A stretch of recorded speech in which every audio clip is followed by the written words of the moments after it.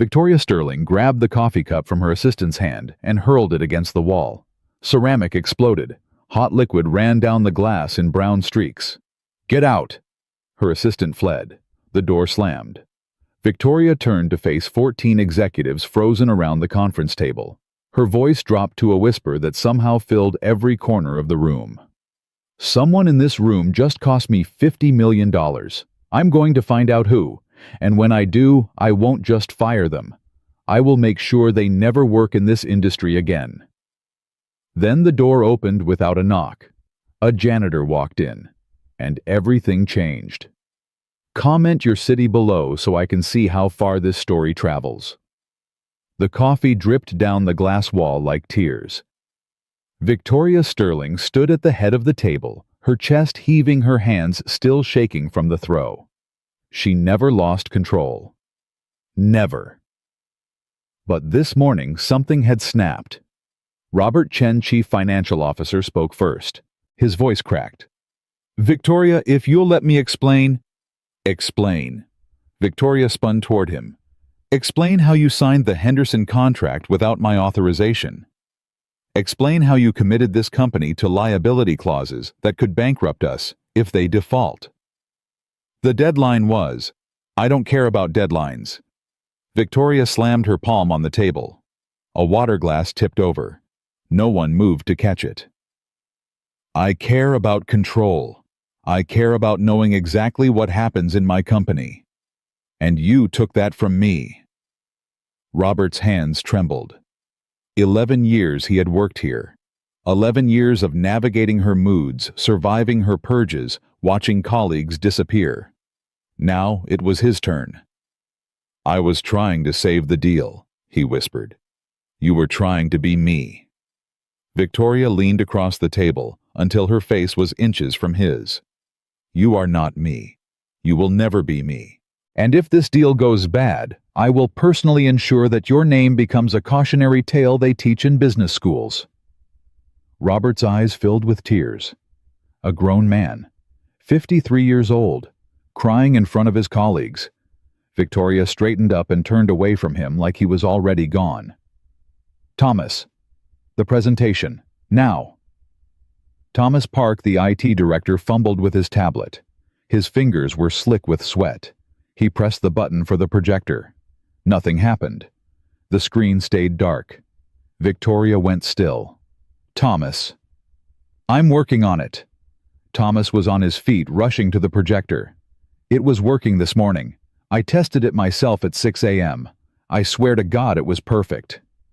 And yet here we are. Just give me 30 seconds. Tokyo calls in 8 minutes. 8 minutes, Thomas, and you're asking for 30 seconds.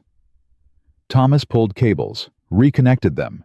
His hands were shaking so badly he dropped a cord twice. Margaret Sullivan, VP of Operations, loosened her collar. She looked like she might be sick.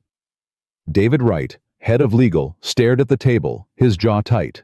His pen gripped so hard his knuckles were white. Nobody helped Thomas. Nobody could.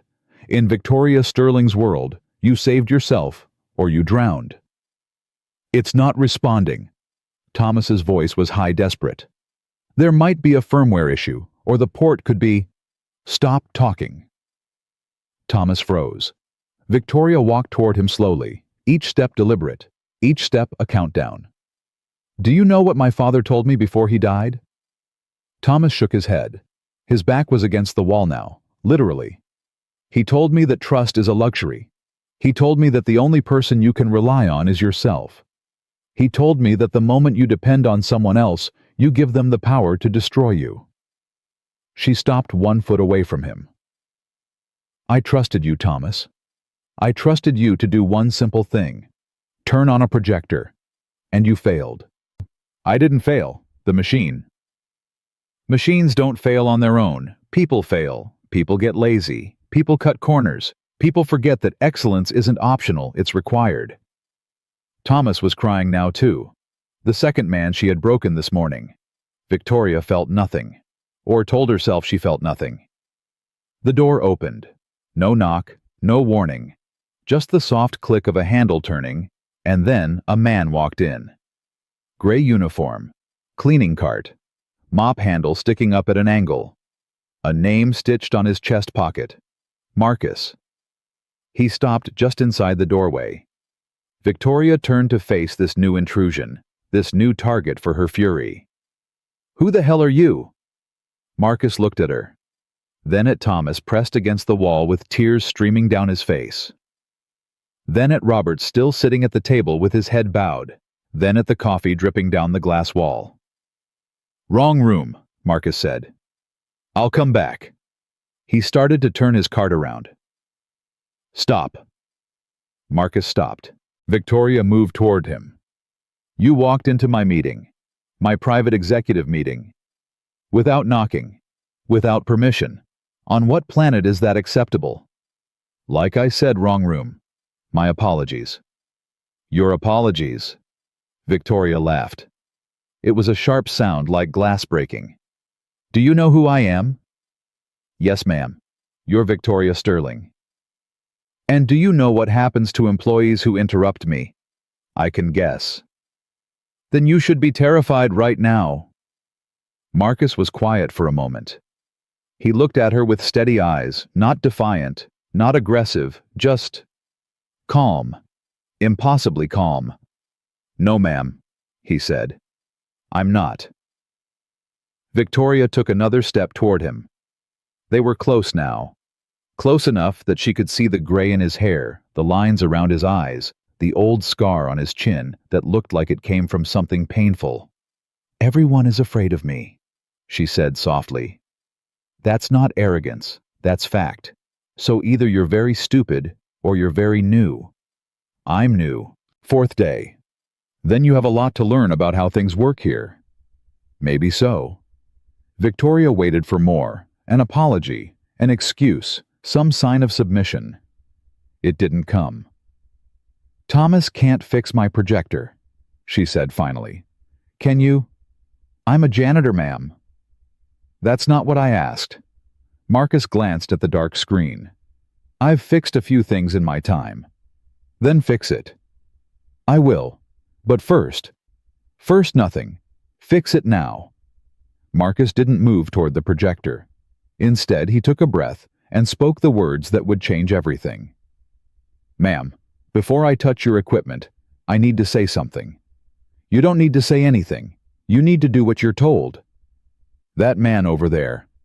Marcus nodded toward Thomas. "He's not crying because he failed. He's crying because he's being humiliated in front of everyone he works with. There's a difference."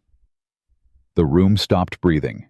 Victoria's expression flickered surprise, then anger, then something else she buried before it could surface. "What did you just say to me?" "The machine broke. That happens. Blaming him for it doesn't fix anything. It just teaches everyone in this room to hide their mistakes instead of solving them." Margaret Sullivan made a small choking sound. David Wright's pen snapped in his grip. Victoria moved closer to Marcus. Her voice dropped to barely above a whisper. "You are a janitor. You clean toilets. And you think you have the right to lecture me about leadership?" "No, ma'am. I don't have any rights here. I'm just telling you what I see." "And what do you see?" Marcus looked around the room slowly. At the frozen executives, at the coffee still dripping down the wall, at Thomas still crying silently against the wall. "I see a room full of smart people who are too scared to think straight. I see a man who made one mistake being treated like he committed a crime, and I see a woman who's so used to being feared that she's forgotten what respect looks like." Victoria's hand twitched. For a moment she looked like she might hit him. "You have no idea who I am." "You're right. I don't. But I know fear when I see it, and I know what it does to people. Fear keeps people sharp." "No, ma'am. Fear keeps people small. There's a difference."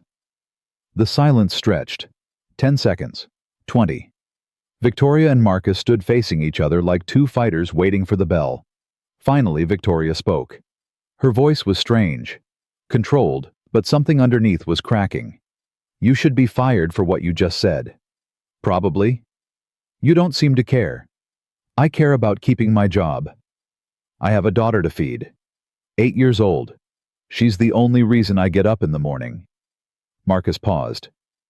But I also have to live with myself. And I can't do that if I watch a man get destroyed and say nothing. Victoria's expression shifted again. The mention of a daughter had hit something. You're a single father. Yes, ma'am. My wife passed 3 years ago. Cancer. I'm sorry. Thank you. Marcus held her gaze. I'm not saying this to get sympathy. I'm saying it because losing her taught me something. I spent 18 months watching her die. Couldn't stop it. Couldn't control it. Couldn't do a damn thing except hold her hand and tell her I loved her. He paused. After that, everything else feels manageable, including this. Victoria was quiet. The anger in her eyes had dimmed. In its place was something else, confusion maybe. Or recognition. Your wife's death doesn't give you permission to disrespect me. No, it doesn't. But it did teach me that fear is a waste of time. We spend so much energy being afraid of what might happen. And then the worst thing happens anyway, and we realize all that fear didn't protect us. It just made us smaller while we waited. Victoria's jaw tightened. I am not afraid. Aren't you? The question hung in the air. Nobody else in the room dared to move. They were witnessing something impossible, a janitor challenging the most powerful woman in the building and somehow still standing. I built this company, Victoria said. Her voice was low and tense. I built it from nothing after my business partner stole everything I had. I was 22 years old. I had nothing but debt and a lesson I would never forget. What lesson? That trust is weakness. That the only person you can depend on is yourself. That if you want to survive in this world, you have to be harder and colder and stronger than everyone else. Marcus nodded slowly. That sounds exhausting. Victoria flinched. It was small, just a flicker, but he saw it. You don't know anything about me, she said. No, but I know what it looks like when someone's been carrying something heavy for a long time. I know what it looks like when someone builds walls so high they forget what sunlight feels like. I don't need your pity. It's not pity, it's recognition. Recognition of what? Marcus looked at her for a long moment before answering. Of someone who's scared of being hurt again. So scared that they hurt everyone else first just to stay safe. Victoria's hands were shaking. She clasped them together to hide it. Get out. Marcus didn't move. I said, get out. I'll fix your projector first. He walked past her to the equipment. Calm, unhurried, like he hadn't just spoken words that could end his career. He examined the connections, adjusted one cable, pressed 2 buttons. The screen flickered to life. Loose connection, Marcus said. Happens with older systems. Might want to have it replaced. He gathered his cart and headed for the door. Mr. Webb? He stopped. Victoria stood with her back to him, facing the now bright screen. My father died 7 years ago, heart attack. He was alone in his office at 2 in the morning, working, always working, building something he thought would last forever. She turned to face Marcus. He trusted me to protect what he built. He trusted me to be strong enough, and every single day I'm terrified that I'm not. Marcus stood in the doorway, one hand on his cart. He didn't offer comfort, didn't try to fix anything. He just listened. I've never said that out loud before, Victoria said quietly. Some things need to be said out loud, otherwise they eat you from the inside. Is that what happened to you? After your wife? Almost. I went dark for about 6 months. Couldn't feel anything. My daughter had to make her own breakfast, get herself to school. She was 5 years old, taking care of herself because her father was too broken to function. Marcus's voice tightened. Then one day she asked me if I was sad because she didn't make me happy anymore, and something cracked open. I realized I was so busy protecting myself from more pain that I was missing the one thing that mattered. Her. Right in front of me. Needing me. Victoria's eyes were wet. She blinked rapidly, fighting it. How did you come back from that? One day at a time. One choice at a time. Choosing to feel things even though feeling things hurt. Choosing to be present, even though being present meant facing the loss. Choosing to live instead of just survive. He paused. You built walls to protect yourself from being hurt. I understand that. But walls don't just keep pain out. They keep everything out, including the things that might actually save you. The room was silent. 14 executives sat motionless, forgotten. Victoria wiped her eyes quickly. When she spoke, her voice was almost normal again. Almost. Tokyo is calling in 2 minutes. I need to take this meeting. Yes, ma'am. We'll talk more later. It wasn't a threat. It was something else. Something she hadn't said to anyone in years. A request. Marcus nodded. I'll be around. He pushed his cart through the door and was gone. Victoria turned back to face her executives. They stared at her with expressions she had never seen before. Not fear, not submission. Something like hope. The meeting is starting, she said. Her voice was steady, but different somehow. Robert, you'll take notes. Thomas, sit down. We have work to do. Nobody mentioned the coffee still dripping down the wall. Nobody mentioned the words that had been spoken. But everyone in that room knew that something had shifted. Some foundation that had seemed permanent had developed cracks. And through those cracks, for the first time in years, a little light was getting in. That night, Victoria stayed in her office until midnight. She didn't work. She sat at her desk, staring at the photograph she kept in her drawer. Her father, her younger self. A moment, frozen in time, when she still believed that hard work and good intentions were enough to protect you from the world. She had been wrong about so many things. But maybe, just maybe, it wasn't too late to learn something new. She picked up her phone and typed a message to her assistant. Find out everything you can about Marcus Webb. Employment history, background, family, everything. Then she set the phone down and stared out at the city lights below. Somewhere out there, a janitor was going home to his 8-year-old daughter. A man with nothing who somehow had everything she was missing. Victoria Sterling did not cry. Had not cried in years. Tonight, alone in her office, she let herself feel the weight of all those years. And she wondered if it was possible to become someone different, or if she was already too far gone to find her way back. The file landed on Victoria's desk at 7 the next morning. Her assistant Jennifer stood nervously by the door. She had worked for Victoria for 3 years and had never seen her request personal information on a janitor before. Everything's in there, Jennifer said. Employment history, military records, personal background. Do you want me to summarize? No, leave it. Jennifer hesitated. Is he in trouble? Should I alert security? Victoria looked up. Why would he be in trouble? I just assumed. After yesterday. People are talking. What are they saying? Jennifer's face went pale. She realized too late that she had stepped into dangerous territory. Nothing specific, just that something happened in the quarterly meeting. That someone spoke out of turn. Someone. A janitor. That's what I heard. Victoria studied her assistant for a long moment. Jennifer looked like she was calculating the fastest route to the exit. People talk too much in this building, Victoria said finally. Don't you have work to do? Jennifer fled. Victoria opened the file. Marcus David Webb, age 51, born in Detroit. Father worked at the Ford plant until it closed. Mother was a school teacher. Marcus enlisted in the Army at 18, served 8 years, 2 tours overseas. Honorable discharge, married Sarah Mitchell in 1998. 1 daughter, Emma, born 2016. Sarah Webb died of ovarian cancer in 2021. 18 months from diagnosis to death.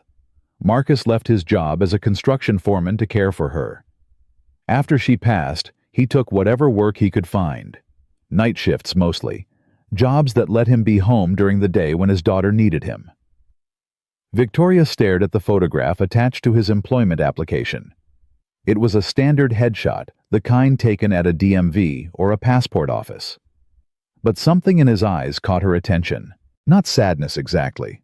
Something deeper. The look of a man who had seen the worst and decided to keep going anyway. She closed the file and picked up her phone. "Jennifer, get me the head of building services." 20 minutes later, a nervous man named Gerald Patterson sat across from her desk. He had managed the cleaning and maintenance staff for 15 years and had never once been summoned to the executive floor.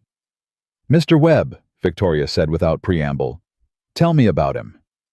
Gerald shifted in his chair. "Is there a problem?" "Just answer the question." "He's good, reliable, shows up early, stays late, never complains. The other staff like him."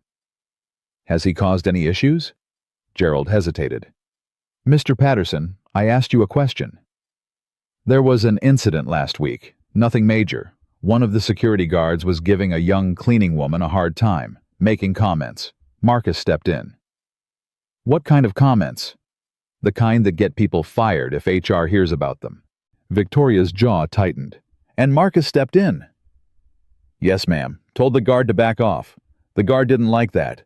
Got in Marcus's face. I thought there was going to be a fight." "What happened?" "Marcus just stood there, calm, didn't raise his voice, didn't make threats. Just looked at the guy and said something like, 'You can swing first if you want, but you should know I spent 8 years in the army and I've got nothing left to lose, so think about whether this is really worth it.'" Gerald almost smiled at the memory. The guard backed down, transferred to a different building the next day. Didn't even file a complaint. Victoria leaned back in her chair. "Why didn't I hear about this?" "It was handled internally. Didn't seem necessary to escalate." "Everything gets escalated to me. Everything." Gerald swallowed. "Yes, ma'am. I apologize. It won't happen again." Victoria waved her hand. "That's all." Gerald practically ran for the door. Victoria sat alone, thinking about a man who stepped between bullies and their victims. A man who had nothing left to lose and somehow used that emptiness as a shield. She thought about the words he had spoken in the conference room. "Fear keeps people small." Was she small? She didn't feel small. She felt powerful, in control, untouchable. But power and size weren't the same thing, were they? You could be powerful and still be shrinking inside, still be disappearing into the walls you built around yourself. Her phone buzzed. Meeting in 10 minutes. Another day of decisions and demands, and people who looked at her like she might explode at any moment. Victoria stood up and straightened her jacket. But for the first time in years, she didn't feel ready. The second encounter happened that evening. Victoria stayed late as always. The building emptied around her. By 8 o'clock, only the cleaning crews remained, moving through the floors like ghosts. She was reviewing contracts when she heard the squeak of cartwheels in the hallway. A moment later, Marcus appeared in her doorway. He stopped when he saw her. "Didn't expect anyone to be here," he said. "I can come back." "No, come in." Marcus hesitated, then pushed his cart through the door. He moved toward the trash can in the corner, going about his work like this was any other office on any other night. Victoria watched him. "I read your file today," she said. Marcus didn't look up from emptying the trash. "I figured you would." "You served in the army." "Yes, ma'am. 2 tours." "That's right." "Iraq.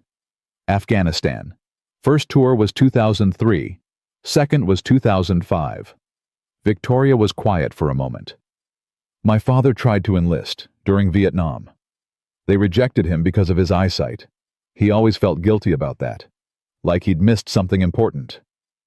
Marcus tied off the trash bag and set it aside. "War isn't something to feel guilty about missing. It's not noble. It's just ugly." "But it changed you." "Everything changes you. War just does it faster." He moved to dust her bookshelf. Victoria noticed that he was careful, methodical. He treated each object with respect, even though they meant nothing to him. "Your wife," she said. "How did you meet her?" Marcus paused. His hand rested on a glass paperweight. "High school. We were 17. She was the smartest person I ever knew. Got a scholarship to Michigan State. I was headed nowhere fast. She could have done so much better." "But she chose you." She chose me. A ghost of a smile crossed his face. I spent 30 years trying to figure out why. Never did get a good answer. Maybe she saw something in you that you couldn't see in yourself. Marcus looked at her. It was the first time in the conversation that he seemed surprised. That's a strange thing for you to say. Why? Because you don't strike me as someone who believes in hidden potential. You seem more like a results-only kind of person. Victoria felt something twist in her chest. He was right. She was exactly that kind of person. When had that started? My father believed in potential, she said. He hired people nobody else would hire. Ex-convicts, recovering addicts, people with gaps in their resumes that made other employers nervous. He said everyone deserves a second chance. Did they live up to his faith? Some did, some didn't. Victoria paused. The ones who didn't almost destroyed the company. Twice. And you learned from that? I learned that faith is expensive. Results are cheaper. Marcus finished with the bookshelf and moved toward the window. He sprayed cleaner on the glass and began to wipe it down. Your father sounds like a good man. He was the best man I ever knew. And you're afraid you can't live up to him. Victoria's breath caught. The words hit too close to something she never examined. I didn't say that. You didn't have to. She stood up from her desk and walked toward the window. They stood side by side looking out at the city lights below. 40 floors, Victoria said. I can see almost the entire city from here. Sometimes I stand here at night and try to count the lights. All those people, all those lives, and none of them know I exist. Is that what you want to be known? I used to think so. I used to think that if I built something big enough, impressive enough, people would have to see me, would have to respect me. But now, she trailed off. Now I'm not sure what I wanted was respect. Maybe I just wanted to matter. To someone. To anyone. Marcus stopped cleaning. He turned to look at her fully. You matter to a lot of people. Thousands of employees depend on this company. Depend on you. They depend on the paychecks. That's not the same thing. Maybe not. But it's not nothing either. Victoria was quiet. Outside, a plane blinked across the dark sky, carrying people to places she would never go. I've never talked to anyone like this, she said finally. Not since my father died. Maybe not even then. Why me? I don't know. She turned to face him. Maybe because you're the only person in this building who isn't afraid of me. Maybe because you have nothing to gain by lying. Or maybe because you looked at me yesterday and saw something that no one else sees. What do you think I saw? Victoria swallowed. A scared little girl pretending to be a monster. Marcus didn't deny it, didn't confirm it either. He just looked at her with those steady eyes. Monsters are made, he said quietly. They're not born. Whatever you've become, you became it for a reason. That doesn't make it right, but it doesn't make you hopeless either. How do you know I'm not hopeless? Because hopeless people don't ask the questions you're asking. They don't let janitors talk to them like I'm talking to you right now. They don't stand at windows wondering if they matter. He picked up his supplies. You're not a monster, Miss Sterling. You're just someone who forgot that strength and cruelty aren't the same thing. And forgetting isn't the same as losing. You can still remember, if you want to. He headed for the door. Mr. Webb? He stopped. Your daughter, Emma. What is she like? Marcus turned. The mention of his daughter softened something in his face. She's everything good that I'm not. Smart like her mother. Kind in ways I can't explain. She makes friends with everybody. Kids, adults, stray cats, doesn't matter. She sees the best in people even when they don't deserve it. She sounds wonderful. She is. She's also stubborn as hell. Gets that from me. He paused. She asked about my job yesterday. I told her I work in a big building downtown. She asked if the people there are nice. What did you tell her? I told her I was still figuring that out. Victoria felt something crack inside her. A wall she had spent years building developed another fissure. "And what have you figured out?" Marcus considered the question. "I've figured out that people are complicated, that the same person can be cruel to one person and kind to another, that fear makes us do ugly things and pain makes us afraid, and that sometimes the people who seem the hardest are really just the most hurt." He met her eyes. "I've figured out that you're not the villain everyone thinks you are. You're just someone who built armor so thick you forgot there was a person underneath." Victoria's eyes burned. She blinked rapidly, refusing to let the tears fall. "How do I take off armor I've been wearing for 12 years? One piece at a time, slowly, carefully, and it'll hurt like hell because armor protects you and hurts you at the same time. Removing it means feeling things you've been hiding from." "I don't know if I can do that." "You're already doing it. This conversation right here. You're not yelling at me. You're not threatening me. You're being human. That's the first piece of armor right there." Victoria wiped her eyes quickly. "I have a reputation to maintain. If people see me like this." "Like what? Like a person?" "Maybe that's exactly what they need to see. Fear keeps this company running. Fear keeps this company surviving. There's a difference between surviving and thriving. You want people to give you their best. Give them a reason to want to, not because they're scared of what happens if they don't, because they're inspired by what happens if they do." Victoria stared at him. This janitor, this widower, this man who cleaned toilets and emptied trash and somehow understood things that business school never taught her. "Where did you learn all of this?" "From my wife. From my daughter. From 20 years of making mistakes and trying to do better. From watching people and paying attention to what actually works instead of what's supposed to work. And what actually works. Treating people like they matter. Listening more than you talk. Admitting when you're wrong. Saying thank you. Saying sorry. The simple stuff that everyone knows but hardly anyone does." Victoria laughed. It came out broken, almost like a sob. "The simple stuff. I've built a billion-dollar empire and I can't do the simple stuff." "Then start tomorrow. Pick one thing, one person, one moment where you choose differently than you would have chosen before. That's it. That's your advice. That's it. Change isn't complicated, it's just hard. And the only way through hard things is one step at a time." Marcus pushed his cart toward the door. "Good night, Miss Sterling." "Victoria." He stopped. "My name is Victoria. You don't have to call me Miss Sterling." Marcus nodded slowly. "Good night, Victoria." He disappeared into the hallway. The squeak of his cart wheels faded into silence. Victoria stood alone in her office, surrounded by the empire she had built and the emptiness she had created. She thought about armor and fear and little girls pretending to be monsters. And she thought about tomorrow. One thing, one person, one moment. Maybe that was all it took. The next morning, Victoria arrived at her usual time.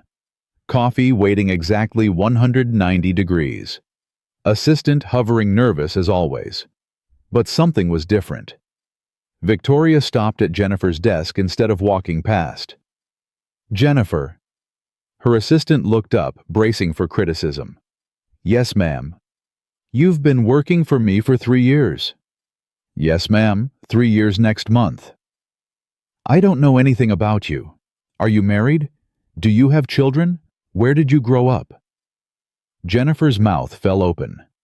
In 3 years, Victoria Sterling had never asked her a personal question. I'm engaged. Getting married in June. I grew up in Toledo. No children yet, but we're hoping—" She trailed off, clearly confused about why any of this mattered. Victoria nodded. "Congratulations on the engagement." "Thank you." "That wasn't sarcasm. I mean it. Congratulations." Jennifer looked like she might faint. Victoria walked into her office and closed the door. Through the glass, she could see her assistant staring after her with an expression of pure bewilderment. Within minutes, Jennifer was on her phone, probably texting everyone she knew about the impossible thing that had just happened. Victoria sat down at her desk and smiled. One thing. One person. One moment. It wasn't much. But it was a start. The changes came slowly at first. Small things that most people didn't notice. Victoria said good morning to the receptionist. She thanked the mailroom clerk who delivered her packages. She let Robert Chen finish a sentence without interrupting. But some people noticed. Thomas Park, the IT director, came to her office 3 days later with a proposal for upgrading the building's technology infrastructure. He was shaking when he walked in.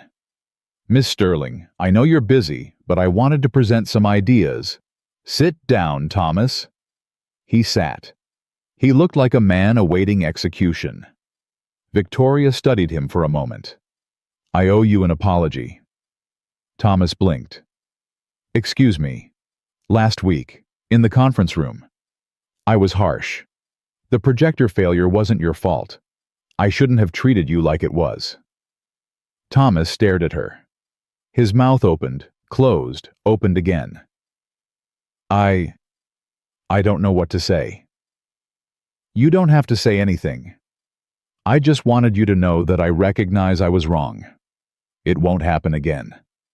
Thomas sat in stunned silence for nearly 30 seconds. Then slowly something changed in his face.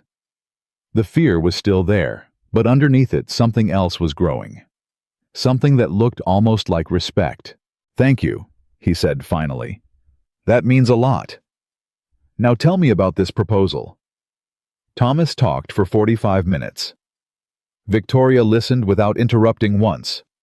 At the end she asked questions, real questions, not the loaded kind designed to expose weakness. They discussed options, weighed costs, debated timelines. When Thomas left, he was walking taller than when he had arrived. Victoria watched him go and felt something unfamiliar in her chest. It took her a moment to recognize it. Pride. Not in herself. In him. In what he had done, what he was capable of. She had spent years tearing people down. She had forgotten what it felt like to build them up. That evening, Marcus found her in the break room. She was sitting alone, staring at a cup of coffee that had gone cold. The building was quiet. Just the two of them, and the hum of the vending machine. "Long day?" he asked. "I apologized to Thomas Park." Marcus sat down across from her. How did that feel? Terrifying, like jumping off a cliff. And freeing, like I'd been carrying something heavy and didn't know it until I put it down. That's how it starts. Victoria looked at him. "I keep waiting for something bad to happen, for someone to take advantage, for the weakness to cost me something." Has it? Not yet. Maybe it won't. Maybe. She wrapped her hands around the cold cup. Or maybe I'm just setting myself up for another betrayal, another lesson I don't want to learn. Marcus was quiet for a moment. Then he spoke. "When Sarah was dying, I tried to control everything. Her medication schedule, her doctor appointments, what she ate when she slept. I thought if I could just manage it all perfectly, I could somehow keep her alive. What happened? She pulled me aside one night. She was so weak she could barely sit up. And she said, 'Marcus, I'm going to die whether you sleep or not. So please stop trying to save me and just be with me while I'm still here.'" His voice cracked slightly. "I spent so much time fighting against reality that I almost missed the time we had left. The last 3 months I finally let go. I stopped trying to control the uncontrollable. And those 3 months were the best we had. Painful, devastating, but also beautiful. Because I was finally present." Victoria wiped her eyes. "I don't know how to let go." Nobody does. We just practice. Over and over. And some days we fail. And then we try again. What if I fail? You will. Guaranteed. The question isn't whether you'll fail. It's what you'll do after. Victoria laughed softly. "You make it sound so simple." Simple isn't easy. They're two different things. The path forward is simple, but walking it is the hardest thing you'll ever do. They sat in silence for a while. Not uncomfortable, just two people sharing space without needing to fill it with words. Finally, Victoria spoke.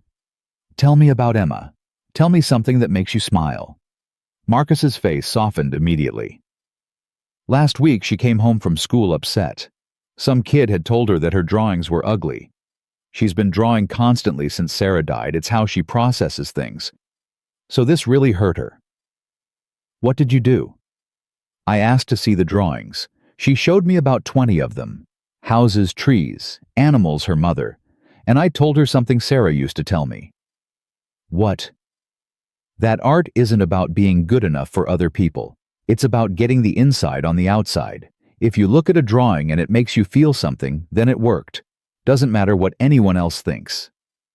"Did that help?" She thought about it for a minute. Then she said, "Dad, my drawings make me feel happy. So I guess that kid can shut up." Victoria laughed. A real laugh, not the sharp cutting sound she usually made. "She sounds like a force of nature." "She is. She's the best thing I ever had a hand in making. And most days I feel like I'm just trying to keep up with her." Victoria thought about her own life. No children, no partner, no one waiting at home. "I used to want kids," she said quietly. "A long time ago, before everything fell apart." "What changed?" "I got scared. Scared of being responsible for someone else's happiness. Scared of failing them. Scared of loving something that could be taken away. That's the risk of loving anything." "I know. That's why I stopped." Marcus leaned forward. "Victoria, can I tell you something honestly?" "Yes." "You haven't stopped. You've just redirected it. You love this company. You love the legacy your father left. You love being excellent, being the best. That's still love. It's just pointed at things instead of people." Victoria felt tears threatening again. "Things can't leave you." "No. But they can't hold you either. They can't tell you they're proud of you. Can't forgive you when you mess up. Can't sit with you when you're scared and make it a little less dark." He stood up and gathered his supplies. "You're not as alone as you think. You've just been looking for connection in places where it can't grow." He headed for the door. "Same time tomorrow?" Victoria asked. Marcus looked back at her. For the first time since they met, he smiled. "I'll be here." The door closed behind him. Victoria sat alone in the break room, surrounded by vending machines and fluorescent lights and the quiet hum of a building that was slowly, imperceptibly beginning to change. She picked up her cold coffee. She did not drink it, but for the first time in years, she did not feel the need to throw it either. 2 weeks passed. Victoria kept her evening meetings with Marcus in the break room. They became a ritual she did not name or examine too closely. He would finish his rounds on her floor around 8, and she would be waiting with coffee that she never drank, and questions she had been saving all day. She told him about her father, about the partner who betrayed her, about the years of building walls so high she forgot there was a sky. He told her about Sarah, about Emma, about the small apartment they shared and the drawings Emma taped to every wall, about the nights he still reached for his wife's side of the bed and found it empty. They were not friends. Victoria did not have friends, but they were something she did not have a word for. The changes in the building continued. Robert Chin noticed first. He came to Victoria's office with a quarterly projection that showed a 15% increase in employee productivity. "I don't understand it," he said, setting the report on her desk. "Nothing's changed operationally. Same systems, same processes, same people. But output is up across every department." Victoria looked at the numbers. She understood exactly what had changed, but she did not say it. "Good work, Robert. Keep monitoring." Robert hesitated at the door. "Victoria, can I ask you something?" "Yes." "Are you okay?" Victoria looked up. "Why wouldn't I be?" "It's just, you've been different lately. Not bad different, just different. People are talking." What are they saying? Robert shifted his weight. They're saying maybe the Ice Queen is thawing. Victoria should have been angry. 6 months ago, she would have fired someone for less. But instead, she felt something unexpected. She smiled. Let them talk. Robert left, looking like he had witnessed a miracle. Victoria turned back to her computer, but her mind was elsewhere. She thought about the people in this building, the thousands of lives that intersected with hers every day. For 12 years, she had treated them like machinery. Inputs and outputs. Performance metrics and quarterly reviews. She had never once asked what they were afraid of. The crisis came without warning. It was a Thursday evening, late October. Victoria was in her office reviewing contracts when the lights flickered once, twice, and then died. Complete darkness. Emergency lighting kicked in after 3 seconds, casting the floor in harsh white strips. But the main system stayed dead. Computers went black. The hum of climate control vanished. Elevators stopped between floors. Victoria stood and walked to her door. The hallway was chaos. People were stumbling out of offices, phones and hand voices rising with confusion and fear. Someone was shouting about being trapped in the elevator. Someone else was crying. Victoria's assistant ran toward her. The whole building is down. Backup generators aren't engaging. It says it might be hours before... Where's the building manager? I don't know. Nobody can find him. Victoria pushed past her and headed for the stairwell. She needed to get to the lobby to take control of the situation, to do something. But when she opened the stairwell door, she found madness. The stairs were packed with people trying to get down. In the emergency lighting, faces looked ghostly, panicked.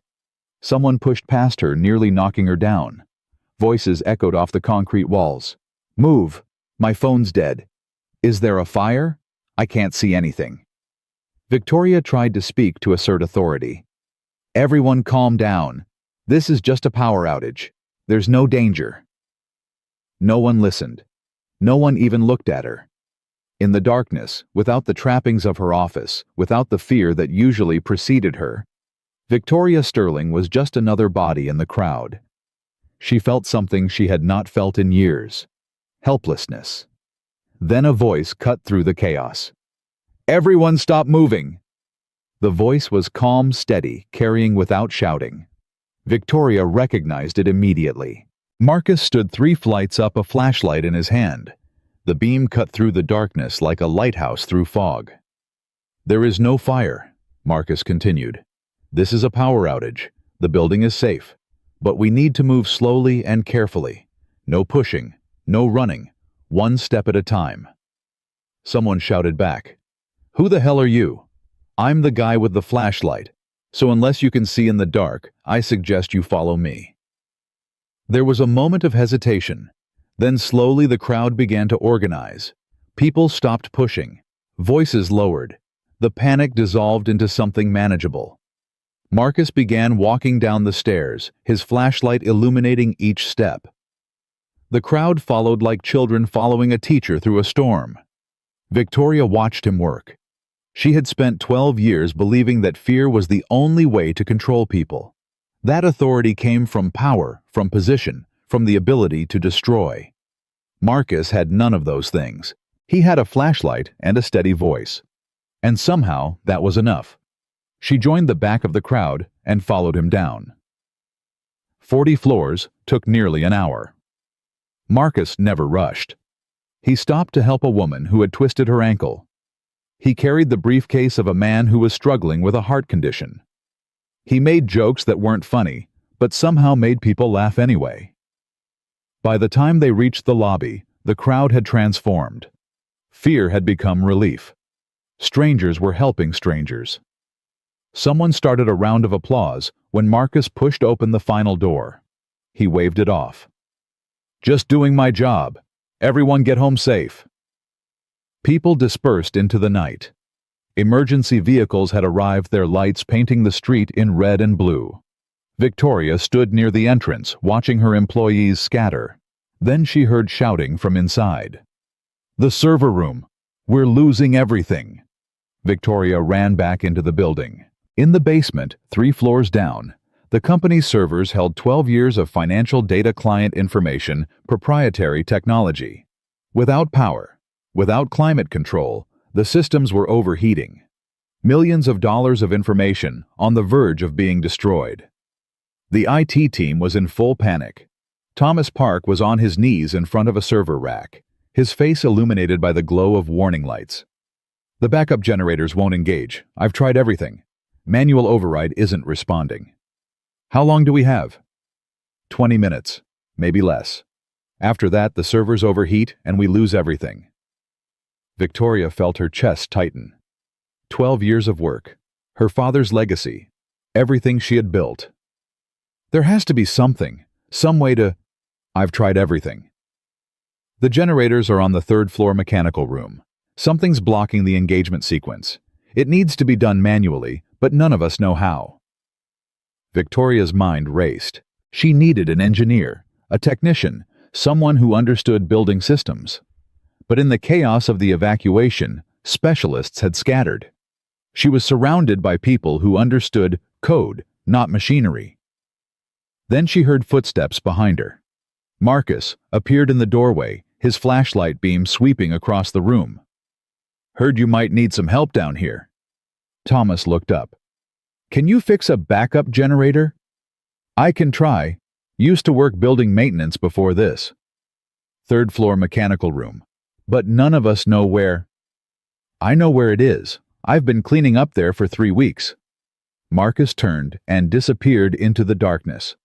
Victoria followed without thinking. Wait, let me come with you. Marcus glanced back. It's dark up there. Dangerous. I don't care. They climbed 3 flights in silence. The emergency lighting in the mechanical areas was weaker, just faint red strips along the floor. Marcus moved with confidence, his flashlight carving a path through equipment and pipes. You shouldn't be here, he said. If something goes wrong, I want to see it for myself. Why? Because this is my company, my responsibility. I've spent 12 years making other people take the fall for failures. If this place goes down, I want to go down with it. Marcus stopped walking.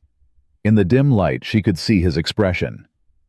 That's the first time I've heard you talk about this place, like it matters to you. Really matters. It always mattered. I just forgot how to show it. They reached the mechanical room.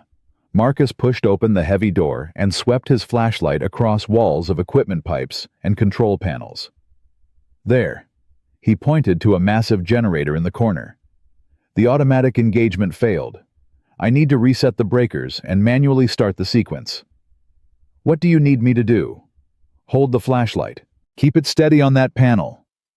Victoria took the flashlight. Her hands were shaking, but she steadied them. Marcus opened a control panel and began working. His hands moved with the confidence of someone who had done this before, though not exactly this. She watched him trace wires, flip switches, examine gauges. Talk to me, he said. What? Talk to me. About anything. It helps me focus. Victoria's mind went blank. Then she heard herself speaking. My father used to bring me to this building when I was little, before it was called Sterling Tower. It was just an empty lot back then. He would stand in the middle of the dirt and describe what he was going to build. Every floor, every window, every detail. Marcus kept working, but she knew he was listening. I thought he was crazy. We had nothing. My mother had just left. He was working 3 jobs just to keep us fed. But he would stand there in that empty lot like he could see the whole thing already built. Sounds like a man with vision. He was. He saw things before they existed, and then he made them exist. And you? Victoria watched the flashlight beam tremble slightly. I see things after they break. I see failures and weaknesses and ways people can disappoint me. I inherited his building, but not his vision. I've spent 12 years protecting what he built instead of building something of my own. Marcus paused in his work. That's not true. What do you mean? You've been building something these past few weeks. I've seen it. The way people look at you is changing. The way they talk about you. That's not protection. That's creation. He returned to the wires. You're building trust. That's harder than building a tower. Towers just need money and time. Trust needs everything you have. Victoria felt tears threatening. She blinked them back. What if I can't maintain it? What if I fall back into old patterns? You will, guaranteed. The question is what you do after. You've said that before. Because it's true. Change isn't about being perfect. It's about getting up after you fall, over and over, until getting up becomes who you are. Marcus pulled one final lever. Nothing happened. 5 seconds. 10. 15. Victoria's heart sank. Then she heard it. A deep mechanical hum. The generator shuddered once, twice, and then roared to life. Lights flickered throughout the building. The emergency lighting gave way to normal fluorescence. The hum of climate control returned. Marcus stepped back, wiping his hands on his uniform. That should do it. Servers should be cooling down now. Victoria let out a breath she didn't know she was holding. How did you know how to do that? I didn't. Not exactly. I just understood the principles and made educated guesses. He smiled slightly. Sometimes that's all you can do. Try your best and hope it works. And if it hadn't, then we would have tried something else, or failed. Either way, we would have done it together. They stood in the humming mechanical room surrounded by pipes and wires and the machinery that kept the building alive. Thank you, Victoria said. You saved everything. I flipped some switches. Thomas and his team will do the real work recovering the systems. You know that's not what I mean. Marcus looked at her.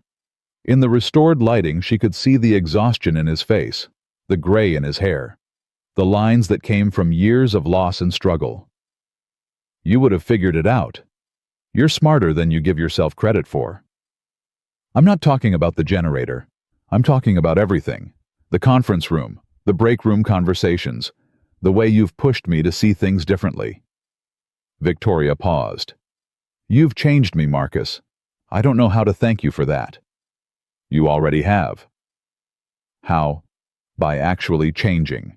Most people don't. Most people hear hard truths and forget them the next day. You heard them and did something about it. That's the best thanks I could ever receive. Her phone buzzed. Messages flooding in now that the systems were restored. Board members wanting updates. Media wanting statements. 1,000 demands pulling at her attention. Victoria looked at the phone, then at Marcus. I have to go handle this.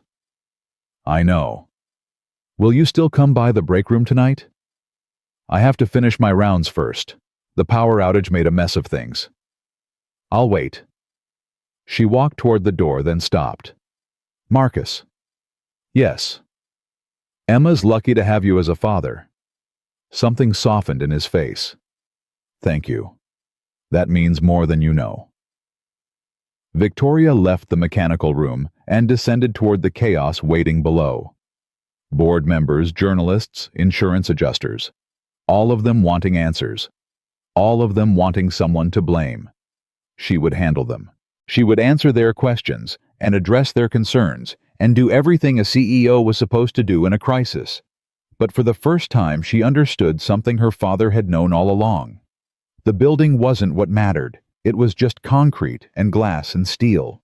What mattered was the people inside it, the lives that intersected within its walls, the trust that held it all together. Her father hadn't built a tower. He had built a community. And somewhere along the way, she had forgotten that. The lobby was madness when she arrived. Gerald Patterson, the building manager, had finally appeared. He was red-faced, apologizing profusely for being unreachable during the crisis. I was stuck in traffic. My phone died. By the time I got here... It's fine, Gerald. These things happen. Gerald's mouth fell open. Victoria Sterling did not say, it's fine. Victoria Sterling destroyed people for smaller failures than this. I'm sorry. I said it's fine. The crisis was handled. No one was hurt. Now I need you to coordinate with the power company and get me a full report by tomorrow morning. Yes, ma'am. Of course. Victoria moved through the lobby answering questions, giving orders, directing the chaos toward resolution.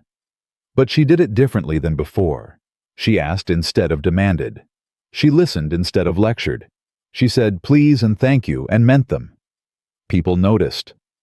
Thomas Park approached her near the elevator. The servers are stabilizing. We didn't lose anything. Complete recovery. That's excellent news, Thomas. Great work under pressure. Thomas blinked. It wasn't me. It was Marcus. He got the generators running. I know. But you kept the team focused while he did. That matters too. Thomas looked at her like she was speaking a foreign language. Are you feeling okay, Miss Sterling? Victoria almost laughed. I'm feeling better than I have in years, Thomas. Go home. Get some rest. You've earned it. She watched him walk away, still looking confused. Good. Let them be confused. Let them wonder what happened to the woman who threw coffee cups and destroyed careers with a single glance. Let them see that people could change, even people who seemed frozen in their worst selves. By midnight, the building was empty, except for security and cleaning crew. The crisis had passed. The story would be all over the news tomorrow. Sterling Financial Tower goes dark. But the spin would be positive. No injuries. No data loss. A testament to quick thinking and proper preparation. Victoria sat alone in the break room waiting. At 12:30, Marcus appeared. He looked exhausted. His uniform rumpled, his face drawn. But he smiled when he saw her. Long night. The longest. He sat down across from her. Neither of them spoke for a moment. The vending machine hummed. The clock on the wall ticked. I called Emma, Marcus said finally. She was worried when she heard about the blackout on the news. I told her everything was fine. Was she scared? A little. She asked if the building was going to fall down. I told her buildings don't fall down just because the lights go out. Smart kid. She also asked if the mean lady was okay. Victoria froze. The mean lady? Marcus winced slightly. I may have mentioned something about my boss when she asked about my job. You told your 8-year-old daughter that I'm mean. I told her that my boss was going through a hard time, and sometimes people act mean when they're hurting inside. Emma said that's what happened to Tommy Patterson at her school. His parents got divorced, and he started pushing kids on the playground. But after a while, he got better. Victoria didn't know whether to laugh or cry. An 8-year-old had diagnosed her more accurately than any therapist could have. What else does Emma know about me? She knows you run a big company. She knows you work very hard. And she knows that her dad thinks you're trying to be better. Does she believe that? She believes everyone deserves a chance to be better. She's optimistic like that. Victoria was quiet for a moment. Then she asked the question she had been holding back all night. When you were in that mechanical room working on the generator, were you scared? Yes. You didn't seem scared. Being scared and acting scared are two different things. I was terrified that I wouldn't be able to fix it, that I'd let everyone down, that 12 years of your father's work would be destroyed because I couldn't figure out which wire went where. But you kept going. What choice did I have? Stop and let everyone lose everything. Fear doesn't give you good options. It just makes the options you have feel impossible. So how do you push through? Marcus considered the question. I think about Emma. I think about what I want to model for her. If I give up when things get hard, she'll learn to give up. If I push through despite being scared, she'll learn that fear isn't the end of the road. It's just a sign that you're doing something that matters. You make it sound simple. It's not simple. It's just clear. There's a difference. Victoria nodded slowly. She understood what he meant now in a way she hadn't before. I want to do something, she said. For you. For what you did tonight. That's not necessary. I know it's not necessary. I want to do it anyway. Marcus shook his head. I don't need money. I don't need a better position. I have what I need. Then what can I give you? He thought about it for a long moment. Then he spoke. "Come to Emma's birthday party." Victoria stared at him. "What?" "She turns 9 in 2 weeks. We're having a small party at our apartment. Just some kids from her school and a few neighbors. She's been asking about the lady from my work, the one who's trying to be better. You want me to come to a child's birthday party? I want you to meet my daughter. I want her to see that people can change. And honestly, I think you could use a reminder of what normal life looks like." Victoria had never been to a child's birthday party, not even as a child herself. Her father had been too busy building his empire. Her mother had left when she was 6. "I wouldn't know what to do." "You show up, you eat cake, you watch kids run around screaming. It's not complicated." "What would I wear?" Marcus laughed. It was the first time she had heard him really laugh. "Victoria, it's a 9-year-old's birthday party. Wear whatever you want. Just don't wear one of your power suits. The kids will think you're a vampire." A vampire. Dark clothes, pale skin, never smiles. Classic vampire profile. Victoria felt something unfamiliar bubbling up inside her.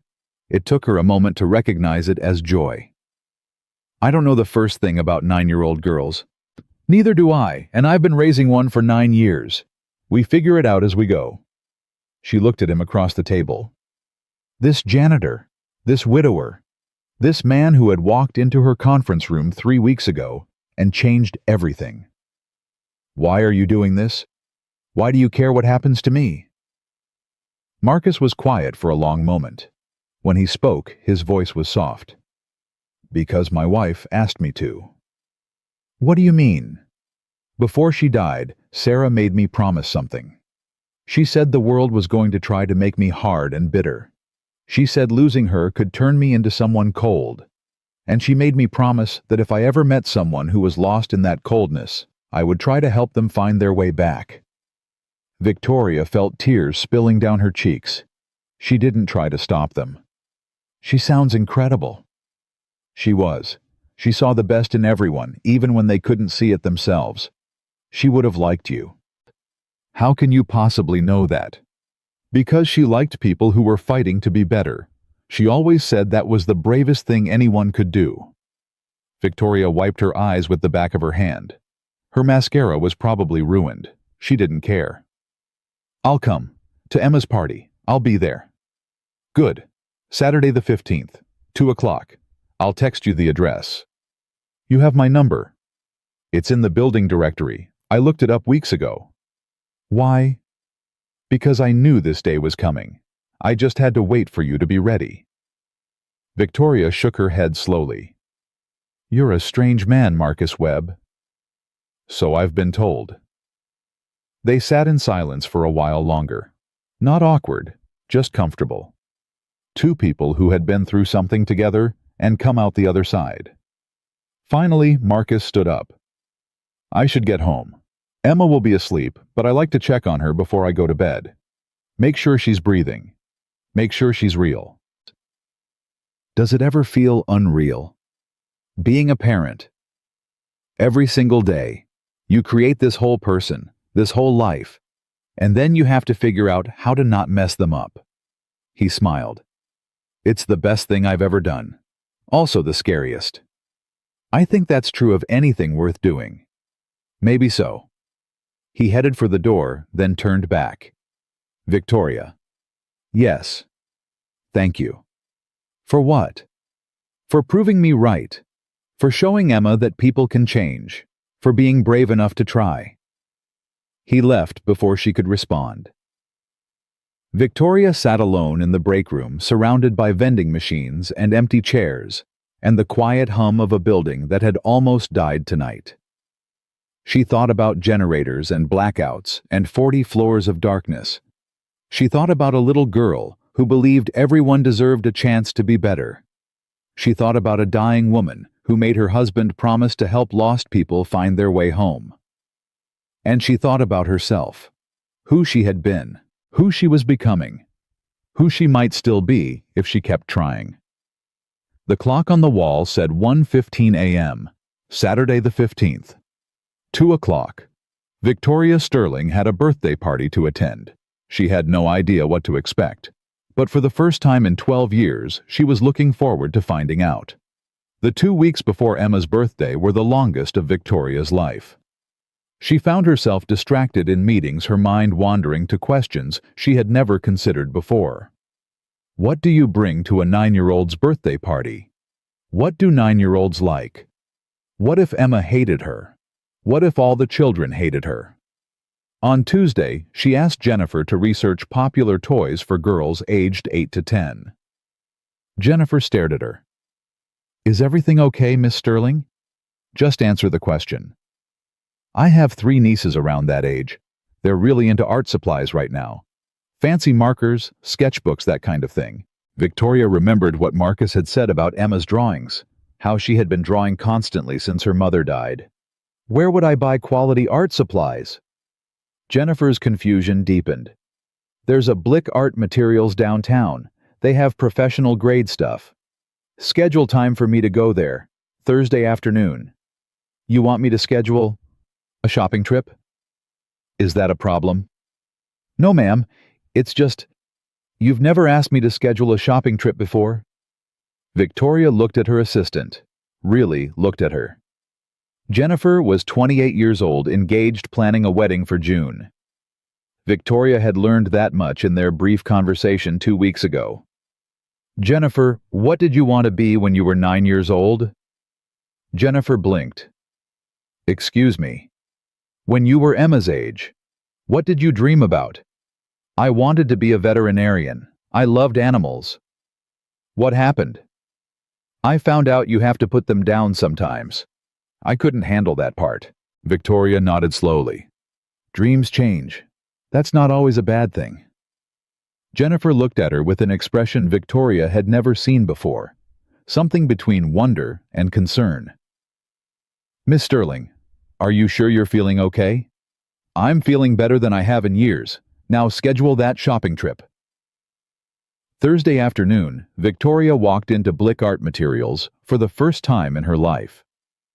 She had no idea what she was doing. The store was overwhelming. Aisles of brushes and paints and papers and tools she couldn't identify. She stood near the entrance, frozen, feeling more out of place than she had in any boardroom. A young employee approached her. He had paint stains on his apron and a friendly smile. Can I help you find something? I need art supplies for a gift for a 9-year-old girl who likes to draw. Awesome. What's her skill level? Beginner, intermediate?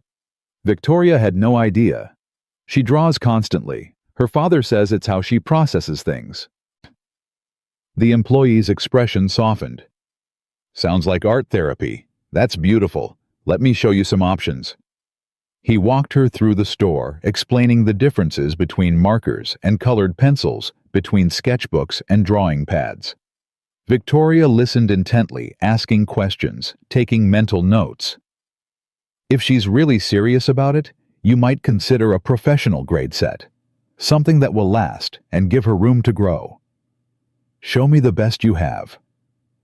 45 minutes later, Victoria left with a $200 art supply set, a leather-bound sketchbook, and a book about famous women artists throughout history.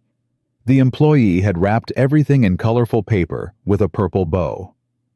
She's going to love this, he said. Whoever she is, she's lucky to have someone who cares this much. Victoria didn't know how to respond to that, so she just nodded and left. In her car, she sat holding the wrapped package, feeling something strange. Anticipation, nervousness, hope. She had spent millions of dollars on acquisitions and investments without feeling anything, but this $200 gift for a child she had never met made her hands shake. What was happening to her Saturday arrived faster than Victoria expected. She stood in front of her closet at noon, paralyzed by indecision. Her wardrobe was entirely composed of business attire. Gray suits, black dresses, sharp blazers and tailored pants. Nothing that said, friendly adult at a children's birthday party. She called Jennifer. I need your help. It's Saturday, Miss Sterling. I know, I'm sorry, but I don't know what to wear. A long pause. Wear to what? A birthday party, for a 9-year-old. Another pause longer this time. Are you being serious right now? Unfortunately, yes. Jennifer laughed. Victoria had never heard her assistant laugh before. It was a nice sound. Okay. What do you have that's not black or gray? Nothing. Nothing. I own one white blouse. That won't work. What about jeans? I don't own jeans. Jennifer was quiet for a moment. Miss Sterling, when's the last time you went anywhere that wasn't work or a business function? Victoria tried to remember. She couldn't. That's what I thought. Okay, here's what you're going to do. Go to Target. Buy a pair of jeans and a simple top. Something with color. Blue or green. Nothing too fancy. You want to look approachable, not intimidating. Target? Yes, Target. Regular people shop there. You'll survive. Victoria had never been to Target. An hour later, she walked out with dark blue jeans, a soft green sweater, and white sneakers. The total came to less than what she usually spent on a single blouse. She felt ridiculous. And somehow, that felt right. At 1:45, Victoria pulled up to a modest apartment complex on the east side of the city. She had driven past buildings like this 1,000 times without ever really seeing them. 3 stories, brick exterior. A small playground in the center courtyard. Cars lined the street, most of them older than anything in her parking garage. She sat in her car, holding Emma's gift, trying to breathe. This was insane. She was a billionaire CEO about to walk into a 9-year-old's birthday party in a neighborhood she had never visited. She didn't belong here. She didn't know how to do this. Her phone buzzed. A text from Marcus. You coming in, or you gonna sit in your car all day? Victoria looked up. Marcus was standing on a second-floor balcony waving at her. She got out of the car. The walk from the parking lot to the apartment felt like crossing a battlefield. She passed children playing on the swings. A group of teenagers talking by the stairs. An elderly woman watering plants on her balcony. Everyone looked at her, not with fear or deference, just curiosity. Who was this woman in new jeans and a price tag she had forgotten to remove? Marcus met her at the door. You made it. I almost didn't. I know. I watched you sit in your car for 10 minutes. I was gathering my courage. For a 9-year-old's birthday party. This is the scariest thing I've ever done. Marcus smiled, not mocking, understanding. Come on. She's been asking about you all morning. The apartment was small, smaller than Victoria's closet. But it was warm in a way her penthouse had never been. Drawings covered every wall. Not framed, just taped up with colorful tape. Flowers and trees and houses and people. And in at least a dozen of them, a woman with dark hair and a kind smile. Sarah. Emma had been drawing her mother. Victoria felt her throat tighten. You okay?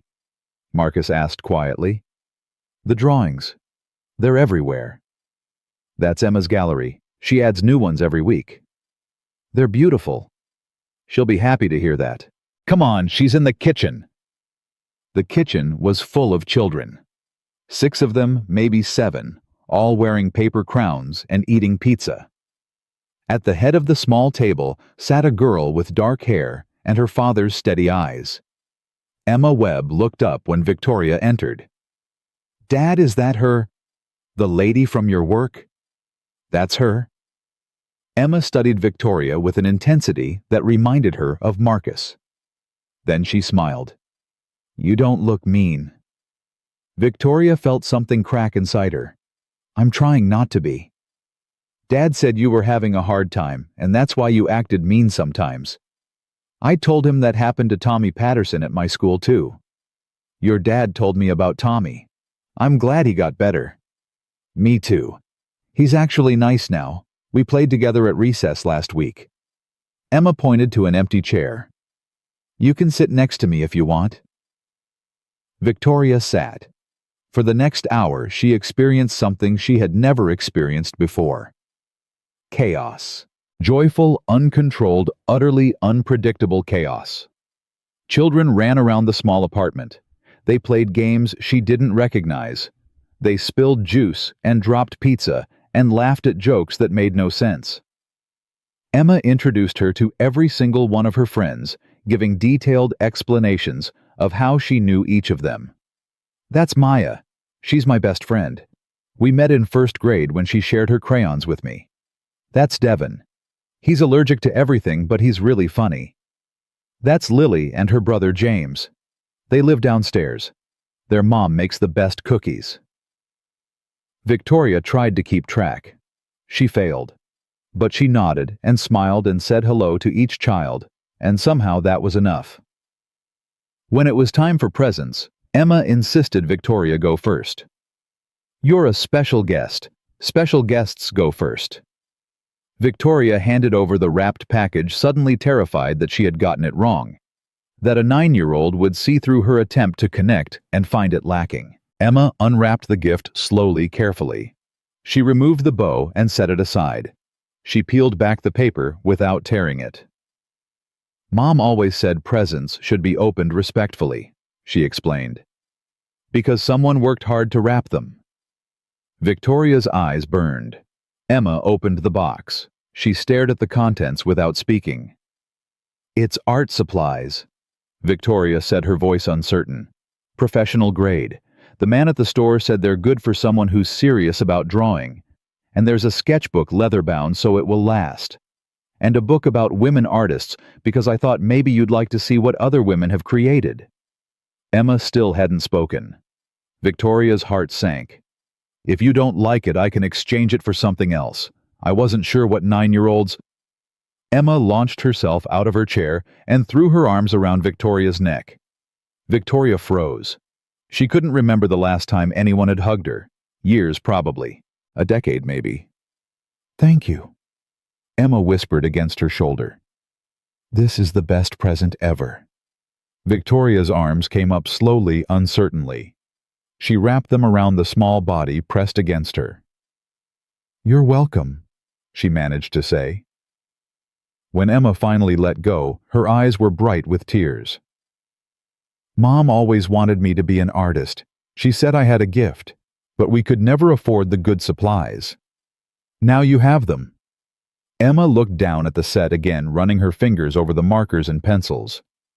"Will you stay for cake? I want you to see my drawings. The real ones, not just the ones on the wall. I keep my best ones in a special folder." "I'd like that very much." The cake was chocolate with purple frosting. Emma's favorite colors, Marcus explained. 9 candles flickered on top. Everyone gathered around the small table. Marcus turned off the lights. The candles cast a warm glow over Emma's face. "Make a wish," someone said. Emma closed her eyes. Her lips moved silently. Then she opened her eyes and blew out all 9 candles in one breath. The children cheered. Marcus turned the lights back on. "What did you wish for?" Maya asked. "I can't tell you. Then it won't come true." But Emma glanced at Victoria as she said it, just for a moment. Victoria felt something shift inside her, something that had been locked away for so long she had forgotten it existed. After the other children left, Emma pulled out her special folder. It was a battered manila folder, the edges worn from handling. Inside were dozens of drawings more careful and detailed than the ones on the walls. "These are my best ones, the ones I don't show everyone." She spread them across the coffee table. Victoria leaned forward, studying each one. They were remarkable. Not just for a 9-year-old. Remarkable, period. Emma had an eye for detail, for emotion, for capturing something essential about her subjects. "This one is Mom," Emma said, pointing to a portrait of a woman with kind eyes and a gentle smile. "I draw her a lot, so I don't forget what she looks like. Sometimes I'm scared I'll forget." "You won't forget," Victoria said quietly. "She's part of you. You'll carry her forever." "That's what Dad says. But sometimes it's hard to believe." "I know. I lost my father 7 years ago. Some days I'm scared I'm forgetting him too. The sound of his voice, the way he laughed, the things that made him who he was." Emma looked at her with understanding far beyond her years. Maybe that's why we have to keep them alive in other ways. You with your company, me with my drawings. Victoria felt tears sliding down her cheeks. She didn't try to hide them. You're a very wise person, Emma Webb. Mom said I was an old soul. I don't really know what that means, but I think it's good. It's very good. Marcus had been standing in the doorway watching. Victoria hadn't noticed him until now. Emma, why don't you show Miss Sterling the drawing you've been working on this week? Emma's face lit up. She dug through her folder and pulled out a newer drawing, the paper still crisp. This one's not finished yet, but I wanted you to see it. She held it up. Victoria's breath caught. It was a drawing of two people. A man in a gray uniform pushing a cleaning cart, and a woman with dark hair standing next to him, her posture stiff, but her face softening. That's Dad, Emma explained. And that's you. Dad told me about how you're becoming friends. I wanted to draw it. How did you know what I looked like? Dad described you. He said you have sad eyes but a strong chin. He said you look like someone who forgot how to smile but is starting to remember. Victoria looked at Marcus. He shrugged slightly, a hint of embarrassment crossing his face. You talked about me to your daughter. She asked about my day. I told her. You told her I have sad eyes. You do, or you did. They're different now. Victoria looked back at the drawing. Emma had captured something essential. The distance between the two figures, but also the possibility of connection. The way they were angled toward each other despite the space between them. Can I keep this when it's finished? Emma beamed. Really, you want it? I want to hang it in my office, where I can see it every day. I'll finish it this week. Dad can bring it to you. Victoria felt something she couldn't name, a fullness in her chest, a warmth she had forgotten was possible. Thank you, Emma, for inviting me, for showing me your drawings, for everything. Will you come back? For other stuff, not just birthdays? Victoria looked at Marcus. If that's okay with your father. It's okay with me, Marcus said. Emma clapped her hands. We can have dinner sometimes. Dad makes really good spaghetti. And we can watch movies. Do you like movies? I love movies. Especially ones with happy endings. I don't remember the last movie I watched. Then we have a lot of catching up to do. It was nearly 7 when Victoria finally left. She stood at the door holding her keys, not quite ready to go. Thank you, she said to Marcus. I don't have words for what today meant to me. You don't need words. I saw your face when Emma hugged you. That said everything. I can't remember the last time someone hugged me. That's going to change. Emma's a hugger. You'll get used to it. Victoria smiled. A real smile, not the corporate grimace she had perfected over the years. She's incredible, Marcus. You've done an amazing job with her. She's incredible because of Sarah. I'm just trying not to mess it up. You're not messing anything up. She adores you. Marcus looked away, something vulnerable crossing his face. Some days I feel like I'm drowning, like I have no idea what I'm doing, like she deserves so much more than I can give her. Every good parent feels that way. The fact that you worry means you care enough to try. When did you become an expert on parenting?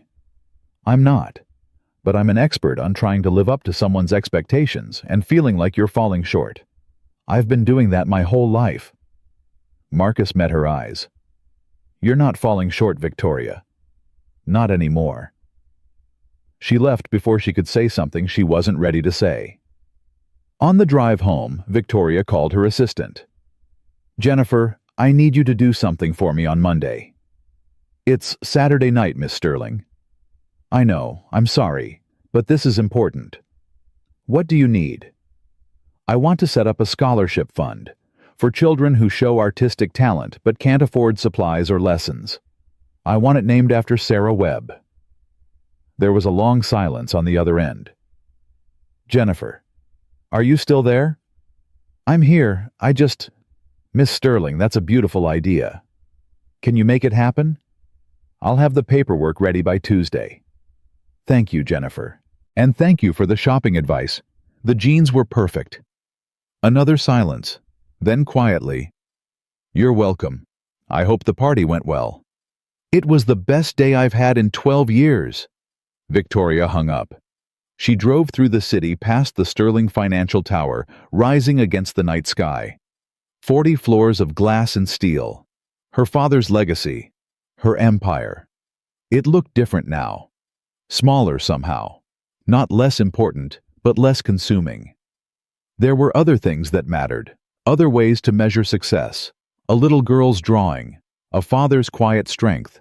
A birthday party in a small apartment where love was more visible than money had ever been. Victoria pulled into her parking garage and sat in the darkness for a long time. She thought about Emma's wish, the one she had made before blowing out her candles, the glance she had given Victoria afterward. What had she wished for? Victoria didn't know, but she hoped with everything she had that she could be part of making it come true. The next Monday, everything changed again. Victoria arrived at work early as always, but instead of going straight to her office, she stopped at the security desk in the lobby. Frank, the night security guard, looked up in surprise. "Miss Sterling, is everything okay?" "Everything's fine, Frank. I just wanted to say good morning." Frank stared at her. In 15 years, Victoria Sterling had never said good morning to him. "Good morning?" he repeated, like he wasn't sure he had heard correctly. "Yes, good morning. How was your weekend?" Frank looked around, checking to see if this was some kind of test. "It was good. My grandson had a baseball game. We won." "That's wonderful. How old is he?" 10. He plays shortstop." "You must be proud." "I am, very proud." Victoria smiled. "Have a good day, Frank." She walked to the elevator, leaving Frank staring after her in bewilderment. By noon, word had spread through the building. Victoria Sterling had said good morning to the security guard, had asked about his weekend, had smiled. Something was very wrong, or very right. No one could decide which. At 2 o'clock, Marcus appeared at her office door with his cleaning cart. "I heard you're causing quite a stir. I said good morning to Frank." "I know. It's all anyone's talking about. The mailroom is taking bets on what's happening." "What are the odds?" 50-50 between alien abduction and terminal illness." Victoria laughed. The sound surprised her. It came out rusty like machinery that hadn't been used in years. "How's Emma?" "She hasn't stopped talking about you. She showed all her friends the art supplies. She's already planning what she's going to draw first." "I'm glad she liked them." Marcus moved into the office pretending to empty the trash. But Victoria knew he had something else to say. "She asked me something last night." "What?" "She asked if you were going to be around more, like permanently." Victoria's heart stuttered. "What did you tell her?" "I told her I didn't know, that it wasn't my decision to make." "What do you want, Marcus, honestly?" He stopped pretending to work. He turned to face her fully. "I want Emma to have good people in her life. People who care about her. People who show up." "That's not what I asked." Marcus was quiet for a long moment. "I want to keep talking to you in break rooms at midnight. I want to see you figure out who you really are underneath all that armor. I want to believe that what's happening here is real and not just a phase." "It's not a phase." "How do I know that? How do I know you won't wake up one day and decide this experiment in humanity is too hard, that it's easier to go back to being the Ice Queen?" Victoria stood up from her desk. She walked around to stand in front of him. "You don't know. I don't even know. But I can promise you that I'm trying harder than I've ever tried at anything. Harder than building this company. Harder than proving my father's faith in me was justified." "Why?" "Because for the first time in 12 years, I feel like I'm actually living instead of just surviving. Because your daughter hugged me yesterday and I didn't want to let go. Because you look at me like I'm a person instead of a problem." Marcus's expression softened. "You are a person, Victoria. You always were. You just forgot." Will you help me remember? Keep helping me. I've been helping you since the day I walked into that conference room. I know, and I've never thanked you properly. You don't have to thank me. Just keep going, keep changing, keep being the person Emma saw at that party. And if I fall back, if I mess up, then you get up and try again. That's what we all do. That's what being human means. Victoria felt tears threatening again. She was crying more in the past month than she had in the past decade. I'm scared, Marcus. Of what? Of wanting things. I gave up wanting a long time ago. Connection, family, people who matter. Those things are scary because they can be lost. But not wanting them doesn't protect you from loss. It just means you have nothing to lose. And a life with nothing to lose isn't really a life at all. He picked up his cart. I have to finish my rounds. But Victoria. Yes. Emma wants you to come for spaghetti on Friday, if you're free. I'm free. 7 o'clock. Don't bring anything fancy, just yourself. He left. Victoria stood alone in her office, surrounded by the empire she had built and the life she was finally learning to live. Friday couldn't come fast enough. Friday arrived like a gift Victoria didn't know how to unwrap. She left the office at 5:30 for the first time in years. Jennifer stared at her as she walked past. You're leaving now. I have dinner plans. You never have dinner plans. Things change. Victoria drove home and stood in front of her closet again. But this time, it wasn't paralysis. It was anticipation. She pulled out the jeans and green sweater from the birthday party. They felt familiar now. Comfortable. Like armor she had chosen instead of armor she had built. She stopped at a grocery store on the way to Marcus's apartment. Another first. She wandered the aisles for 20 minutes before finding what she was looking for, a bouquet of flowers and a bottle of grape juice. Having a party, the cashier asked. Dinner with friends. Friends. The word felt strange in her mouth. She had colleagues, associates, business contacts, but friends. When was the last time she had used that word? She couldn't remember. At 6:55, Victoria knocked on the door of apartment 2B. Emma opened it before the second knock. You came? I said I would. I know, but Dad said sometimes grown-ups say things they don't mean. I told him you weren't like that. Victoria felt her heart squeeze. Your dad is right. Sometimes grown-ups do say things they don't mean. But I'm trying very hard to be different. I can tell. Come in. The spaghetti is almost ready. The apartment smelled like garlic and tomatoes. Marcus was in the kitchen, stirring a pot that seemed too big for the small stove. He was wearing a faded apron that said, World's Okayest Chef. Nice apron, Victoria said. Emma picked it out. She said it was honest. She's not wrong. Marcus smiled. It transformed his whole face. Victoria realized she had never seen him smile like that before. Not at work, not in their late-night conversations. This was his real smile, the one he saved for his daughter, for his home. Can I help with anything? You can set the table. Plates are in the cabinet above the sink. Forks and napkins are in the drawer to the left. Victoria set the table. It was a simple task, mechanical, but it grounded her. This was what normal people did. They set tables and cooked dinner and ate together. They shared space and conversation and time. She had forgotten what that felt like. I brought flowers, she said, holding up the bouquet, and grape juice. I didn't know if you drink wine. We don't, but Emma loves grape juice. She'll think you're a genius. Emma had disappeared into her room. She emerged a few minutes later holding a piece of paper. I finished it, the drawing of you and Dad. I worked on it all week. She held it up proudly. Victoria took the drawing with careful hands. It was more detailed than the version she had seen at the birthday party. The figures were clearer now. Marcus in his gray uniform, Victoria in what looked like the green sweater she was wearing right now. They were standing closer together than before. and in the corner of the drawing, a small figure with dark hair watched them both. "That's me," Emma explained, pointing to the small figure. "I put myself in because I'm part of it too. Is that okay?" Victoria's voice caught. "That's perfect, Emma. Absolutely perfect. I want you to have it. For your office, like you said. I'm going to frame it and hang it where I can see it every day." Emma beamed. Dinner was chaos.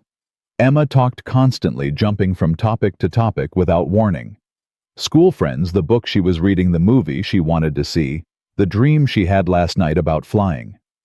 Marcus interjected, occasionally asking questions, redirecting when necessary, but mostly just letting her talk. Victoria listened.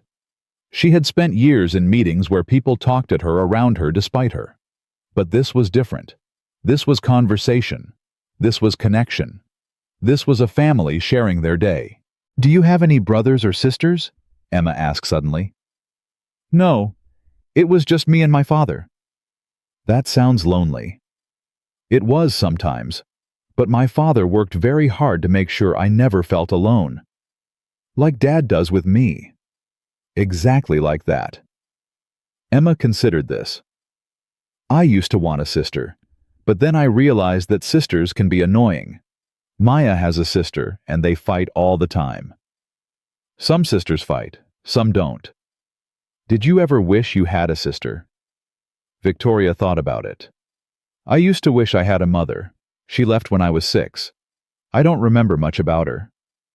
Emma's face grew serious. "That's really sad.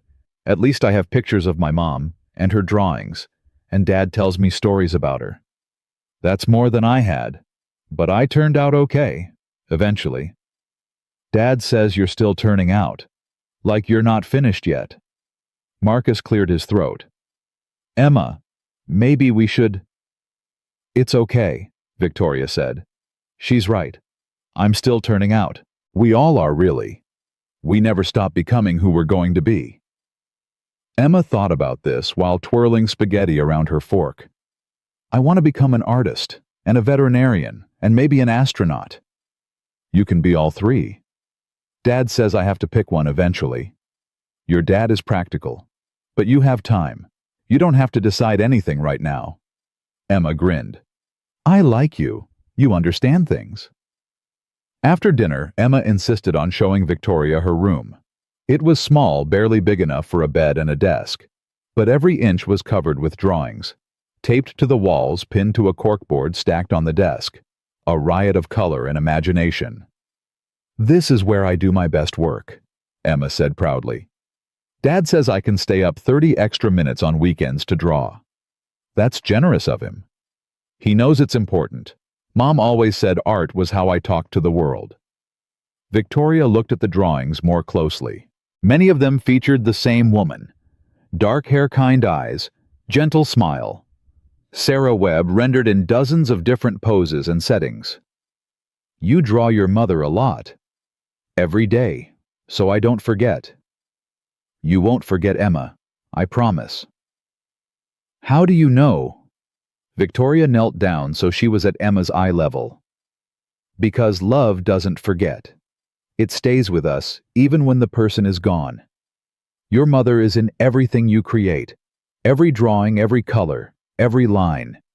She's there." Emma's eyes filled with tears. "Sometimes I feel her, when I'm drawing, like she's looking over my shoulder." "Maybe she is." "Do you think so? Really?" "I think the people we love never really leave us. They become part of who we are. And as long as we remember them, as long as we carry them with us, they're never truly gone." Emma threw her arms around Victoria's neck. The second hug in 2 weeks. Victoria was getting better at accepting them. "Thank you," Emma whispered. "For what?" "For understanding. Most grown-ups don't. Most grown-ups forget what it's like to be young. I'm trying to remember." They stayed like that for a long moment. A woman who had spent 12 years building walls, and a 9-year-old who had spent 3 years learning to live without her mother. Two people who understood loss in different ways. who recognized something in each other that others couldn't see. When Victoria finally let go, she wiped her eyes and smiled. "Show me your favorites, the ones that mean the most to you." Emma's face lit up. She pulled out a stack of drawings from a special box under her bed. "These are my best ones. Nobody gets to see these, just me and Dad." "Then I'm honored." They sat on Emma's bed and went through the drawings one by one. Emma explained each one when she drew it, what she was feeling, what she wanted to capture. Victoria listened with the full attention she usually reserved for business deals worth millions. But this was worth more. This was priceless. Downstairs, Marcus was cleaning up the kitchen when Victoria came back down. "Emma's getting ready for bed. She asked if I would come back and tuck her in." "She asked you to tuck her in. Is that okay?" Marcus's expression was unreadable. "That's more than okay. She hasn't asked anyone but me to do that since Sarah died." Victoria felt the weight of that statement, the trust it implied. "I don't know what I'm doing," she admitted. "I've never tucked anyone in before." "Just sit with her. Maybe read a story if she asks. She'll tell you what she needs." Victoria climbed the stairs back to Emma's room.